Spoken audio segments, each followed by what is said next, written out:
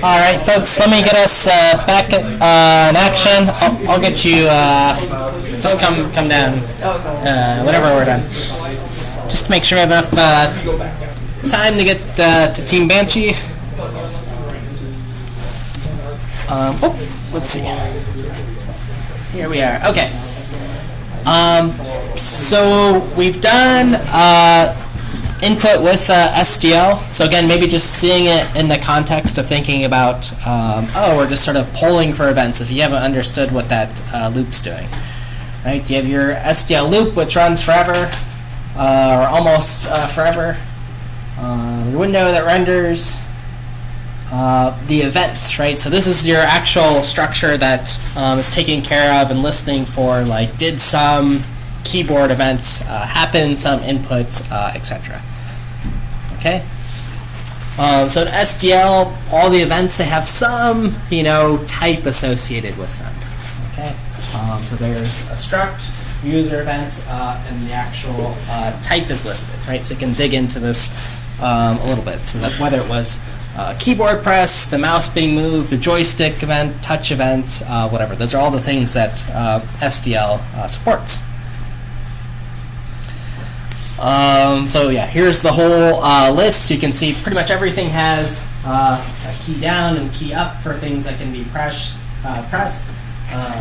motions that can happen, etc., etc. Okay. So this will be something to think about again as we use SDL. Remember, it supports mobile. Could be something to think about for our final projects. Okay, and then this is where we actually, once we get an event, if it's not null, then we can handle it. Check if SDL, key pressed, is true or false. Okay, so we know what sort of polling's doing. Right, just sort of listening and checking once per frame, did something happen? If we want, we could move this outside of our loop into a separate thread and just kind of listen for events. That could be one option we now have. And if we need a sequence of events, we could put them in a queue, okay? To see like, hey, did this series of events happen? And sort of check for them. Were the last three things, A button presses, and what's that mean in the context of your game?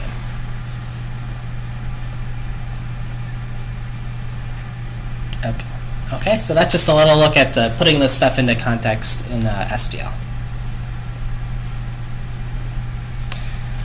Okay, so I want to introduce another game programming pattern that sort of flows naturally with handling input. If you just think about input as commands, so this is the command programming pattern. Okay, so the command design pattern, what is it?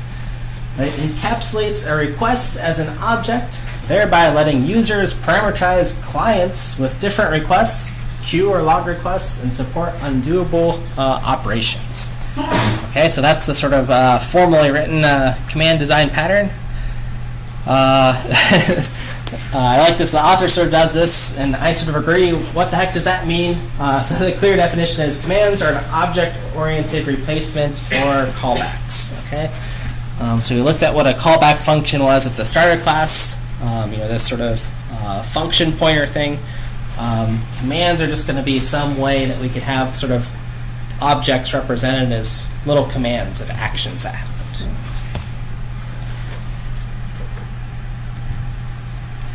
Okay, so again, this is what we've been talking about. If we press a button, we want something to happen if we've detected that that's happened. Jump, fire a gun, lurch, swap a weapon, whatever we're doing in our game from our Xbox controller.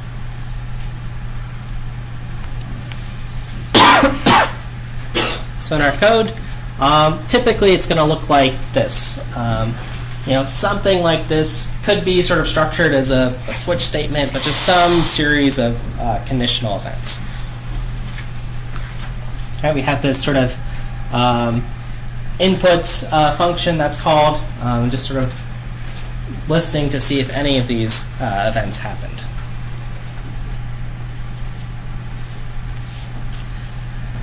But then the question becomes, again, since we're interested in sort of building engines and making things a little bit more data-driven, what if the player wants to remap these keys? Right? If they decide X should now be the swap weapon command. The trick is, you can either have them recompile the source code and move stuff around, but we want to do a little bit better than that. Okay. So what we're going to start by doing is creating a command class here. Okay, so here's sort of our abstract class here. It's called command. It's got two public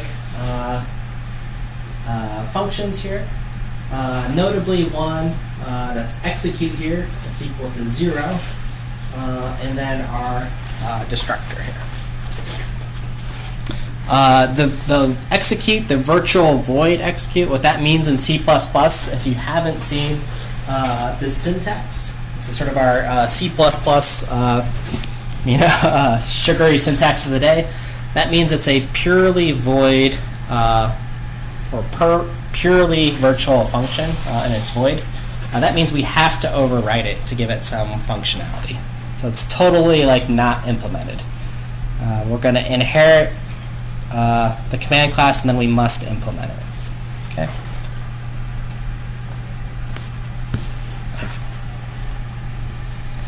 Okay. So here's an example of using inheritance to create some jump command, and then implement what that execute function does. Okay, it makes our character jump.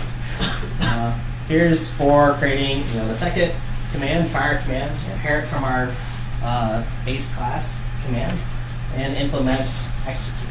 And fire the weapon. Okay. So for every we're going to have one subclass make use of inheritance here for every command that we want to do. Okay, that way everything's just in essence, this one command that we have.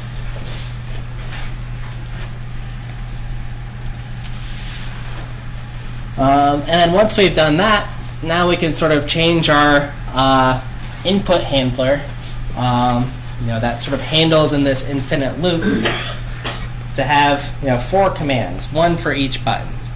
And if you notice, these are pointers to those commands. Okay, something to do for button X, button Y, button A, button B. Button X can handle jump. Button Y can handle fire command. Okay, this is a pointer to a command. Here's a subclass of a command so it can point to it. Okay. Everything makes sense on this sort of structure here. So a little bit cleaner so far with this pattern. Or at least, somewhat cleaner.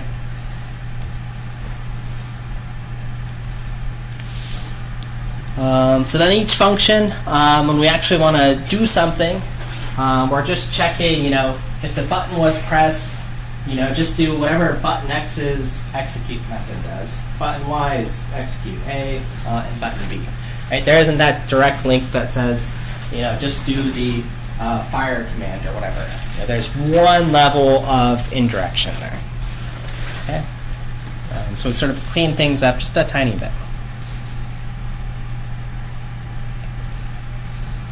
Okay, so here's the illustration of just the extra indirection. So this is what we started with. This is what we've moved to. We've wrapped everything in a class, this sort of command class, and then we have everything pointing to the actual command that it wants to do.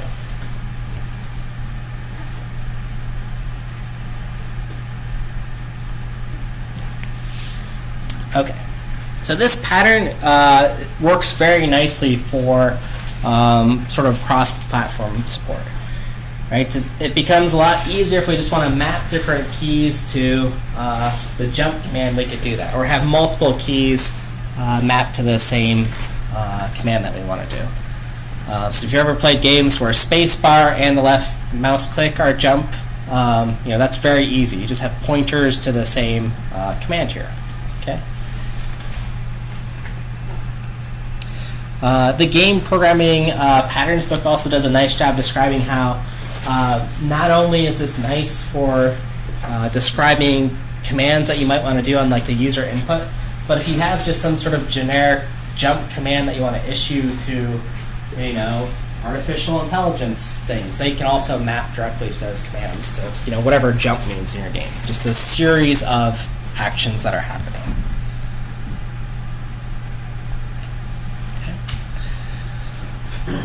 So also on the sort of, you know, cross-platform support, again, we want things to be sort of more data-driven. Folks who have used Unity or other game engines, or maybe looked at this, the Unity's input manager has this sort of mapping, and here's how it's sort of hidden, right? So you have these commands like fire, fire 2, fire 3, and then you can map them to some, you know, key press or input.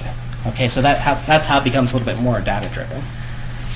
Right, you could read from some configuration file that says call this method, or map it to this jump command. So in Unity, I think they map like, well, I guess you could always change the mappings, but you know, they have the negative button, positive, etc.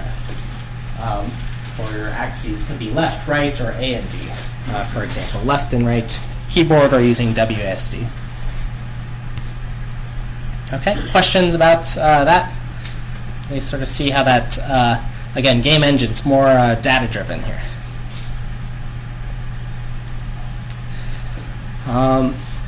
So again, since everything's wrapped up that we're doing in sort of one command in this nice object, we're also storing some information, right? We have some record of maybe objects that have been created if we're sort of creating instances of them. But we could actually push those into a queue, right? The A button was pressed. Okay, that's a command. X was pressed. Whatever, you know, jump, lurch, switch weapon. All those commands we could sort of put in a queue, which is nice. We don't have to immediately execute them, right? We have control. Maybe we can do one thing per second or have them delayed. But now we can start putting these into a data structure. Right, so it's less passive of just listening for something to happen. Here's sort of the example of the artificial intelligence too. Like, if we have an AI and want them to execute a series of commands, we can queue them up the same way.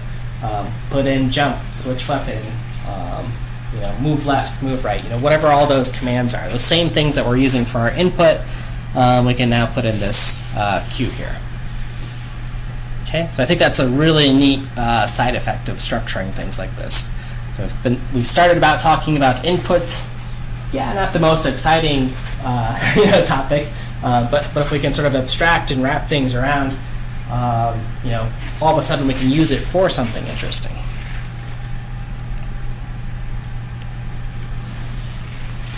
Other sort of interesting tasks we can use is for undoing or redoing actions. Right, so if we have this stream of commands that have happened in some queue structure, let's say, or linked list, doesn't really matter. We can, if we want to undo something, well, we just reverse the last command that happened. Okay, they sort of just pop the command off the queue to undo it. So as an example, here's sort of a move unit command. You can think of that in some sort of real-time strategy game, or just somewhere where you're moving a character around. We have our sort of execute command where we're moving our unit. And then we also have a undo. Okay? And undo is always just going to do the inverse of whatever executed. Okay? And that's pretty much how these systems work. This is applicable to games just as it is for when you're using Microsoft Word and hit, you know, Control-Z. It's just doing the inverse of what was the last command you did. Okay, that's all stored in some buffer, and then we're sort of popping off that action. Okay. Now, I guess the trouble with this system is, you know, what's the cost here? Can anyone tell me what the cost is of me having to sort of write these undo methods? And I've done this same trick too, where I've made our class, I've made this a purely virtual function. So what's that at least mean for me as a programmer? If something's a pure function in C++. Well,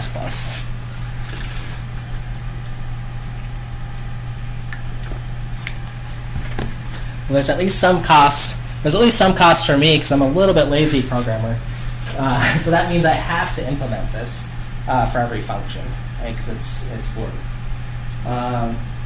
So there's one cost there as far as like my development time. I have to think about, okay, everything that I execute, what's the opposite of executing it mean?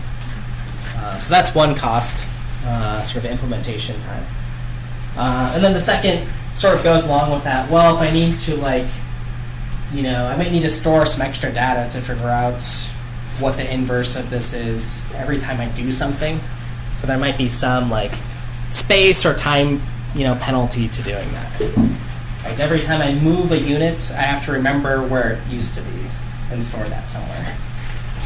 Okay, does that make sense? Sort of undo system. Cool. So there's some extra state maybe we have to record, right? If this is a gaming context,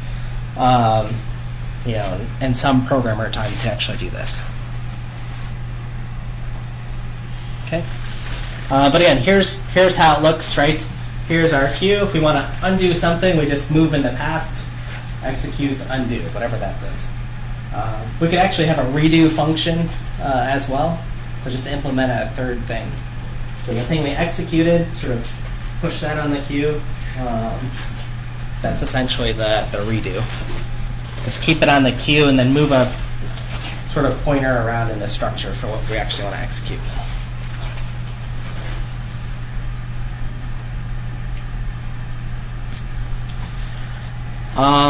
So my question is, maybe it's a little redundant. Does this sound like something that would be handy for like a level editor? Somewhere where we're not playing a game, but maybe we're designing it and sort of I've always wondered, well, how do we undo and redo things? How do we implement Control-Z? I think the astounding answer I see from the audience is, yeah, of course it would be. Sorry, this is a redundant question. But so yeah, I think very likely.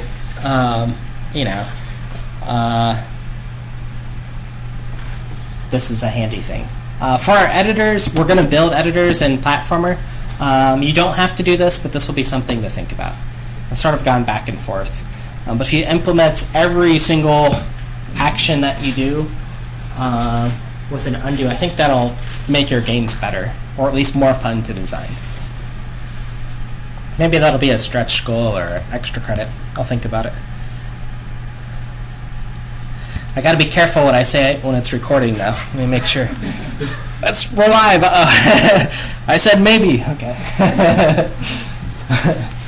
All right.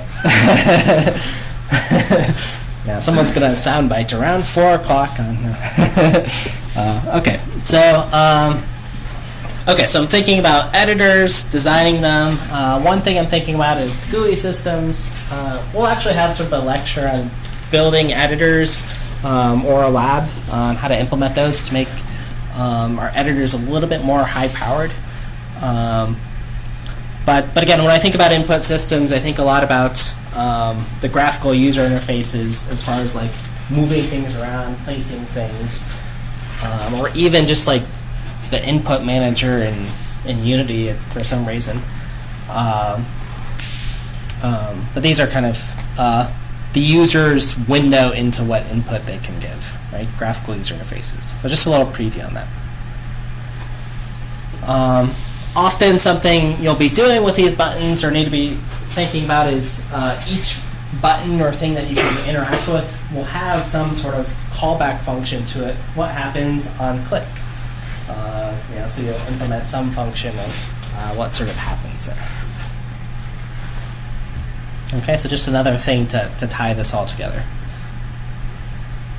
Okay, so here's some of the general purpose GUIs, Qt, WX widgets. I think our lab's going to be with a toolkit called ImGUI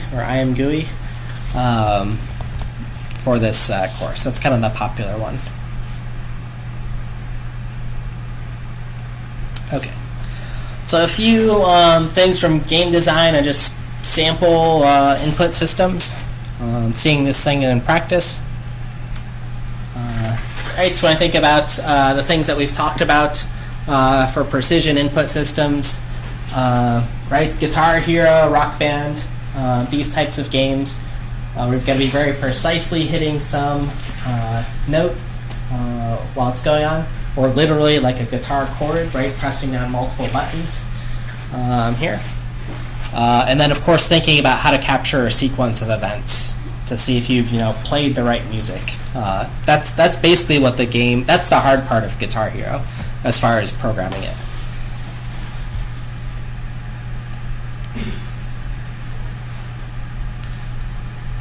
Yeah. So some of these issues of like, how well did you hit a note within what time, etc. The harmonics folks who build at least Guitar Hero, they are here in Massachusetts, not too far away. They would be interesting to talk to about this. Does anyone have any? Yeah. Favorite well position? Posted on Piazza. Yeah. I'm gonna apply. Has anyone worked there or co-op there before? Is that okay? You just I saw my new careers the other day. I'm like, oh. Oh, cool. Yeah. Posted, or depending on how much competition you want. Yeah, so they are local though, and I've heard a great company to work for. So this also came up just sort of about fighting games. This is sort of the other like precision system, I think, like super precise. This is from like Nintendo days, but all these sort of combinations that you have to hit, right? Thinking about the sequence of events. I think the command pattern again works really nicely for this.